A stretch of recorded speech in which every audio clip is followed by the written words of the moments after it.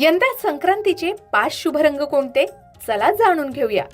14 जानेवारी बुधवारी रोजी आहे मकर संक्रांती. या दिवशी हिरवा, लाल, पांढरा, काळा आणि केशरी हे रंग अत्यंत शुभ मानले जात आहेत. हिरवा रंग निसर्गाची वाढ, नवीन पिके आणि कृतज्ञता दर्शवते. लाल रंग उत्साह, ऊर्जा आणि उत्सवाचा आनंद दर्शवतो. पांढरा रंग आध्यात्मिक शुद्धता आणि संतुलन दर्शवते. अनेकदा लाल सोबत पांढरा रंग सुद्धा वापरला जातो. काळा रंग विशेषतः महाराष्ट्रात शनिदेवाचा आशीर्वाद आणि थंडीपासून संरक्षण म्हणून वापरला जातो. केशरी रंग आणि गुलाबी रंग दक्षिण भारतात पोंगल सणादरम्यान समृद्धीसाठी वापरले जातात. तर यंदा हिरवा, लाल, पांढरा, काळा, केशरी आणि गुलाबी हे रंग अत्यंत शुभ मानले जात आहेत.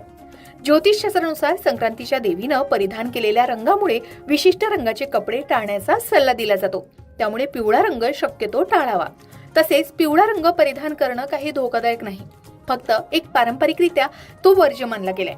परंतु पिवळा रंग हा सूर्यदेवाचे प्रतीक, उष्णता, आशा आणि समृद्धी दर्शवतो.